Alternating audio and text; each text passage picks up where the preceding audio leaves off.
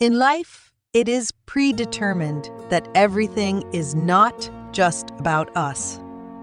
Our desires that may be coveted by others or in any aspect, we should never hope for more, that it will align with what we expect. The same goes for sacrifices. We know it's about sacrificing, but humans still crave the instant. Don't we already know that life is a process, or is it just a common slogan? One that is highly esteemed but actually means nothing? Alaric looked at Arvin with a smile. Both of them sat facing each other on the living room sofa, wearing different expressions. Don't you know there's nothing instant in this world? A wry smile appeared when Alaric saw Arvin's sour expression and him lowering his head. I just want to meet Rainey quickly, cousin. Arvin pleaded. Don't you know this world is not just about you and all your desires? Alaric interlocked his hands in front of him and gazed at Arvin with a flat look. The age difference between them was only 1 year, but here Arvin seemed very childish, demanding to have his wishes fulfilled. Yes, I know. Arvin replied flatly. Then he smiled bitterly and sat up straight on the sofa. But it's not just about me either. Rainey has been missing for over a month, and I've been trying to find her. I'm just afraid, what if she's pregnant with my child now? Thud. Thud. Alaric's expression changed to unreadable as he remained silent. I just don't want my child to be born without knowing who their biological father is, and I don't want to be in the dark about whether they exist in this world or not.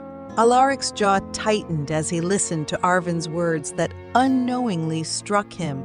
I've fallen in love with her. I even dared to do that because I've already decided that someday she will be the mother of my children. I love Rainey, cousin. That's my biggest reason for wanting to find her quickly. Even if it means using the instant way you mentioned and not doing it alone because I need your connections. I don't care. Arvin admitted honestly. Arvin heaved a sigh of relief for having confessed all the burdens that troubled his cousin. He didn't care if he would be scolded or face other consequences. His focus was solely on Ronnie. Alaric fell silent for a moment before deciding to head to his office. Arvin, seeing Alaric leaving without saying a word, sighed in disappointment.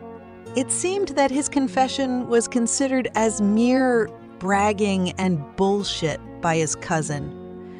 After all, Arvin used to be a womanizer, making Alaric not believe in him.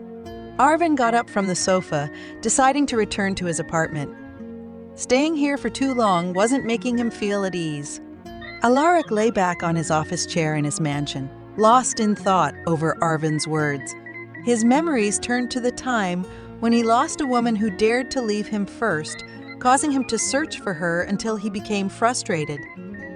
But the difference was, he didn't love that woman. He was only curious but ended up becoming addicted.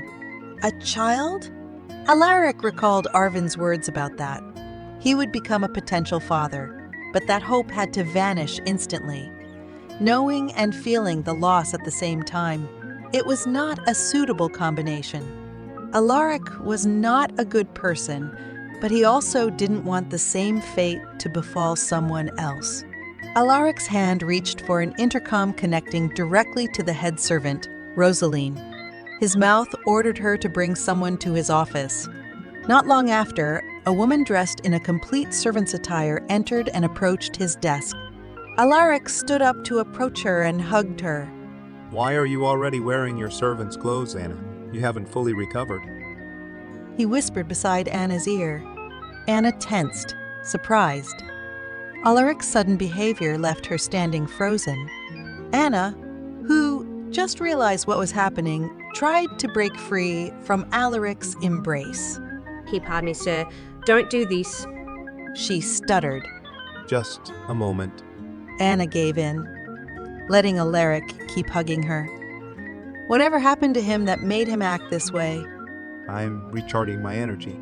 Alaric said, causing Anna to tense again within the hug when he uttered those words. Why are you not answering my question? Why are you already wearing your servant's clothes? Alaric repeated. I feel much better, sir, so I need to go back to work. Anna replied. Alaric clicked his tongue. Okay, why don't you call me by my name without the see her like you did yesterday? Unbeknownst to Alaric, Anna's face blushed when such a question came from a heartless man like him. Anna tried to break free from the hug again, and she succeeded. The hug loosened, and they both stood facing each other at a close distance. Anna took a step back, keeping a distance. Forgive my audacity yesterday, sir. She said politely. Alaric sighed irritably upon hearing Anna's polite words. He preferred to hear annoyed, angry, or even rude responses from the woman in front of him. Forgive me, sir, but if I may know, why did you call for me? Anna asked cautiously. Alaric turned around and walked back to his office chair to sit down again.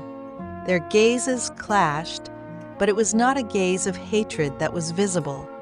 I miss her. He said. Thud. Why? What's happening to you, Anna? Why is your heart beating faster? Anna tried to hide her nervousness, afraid that her boss might hear the sound of her heartbeats.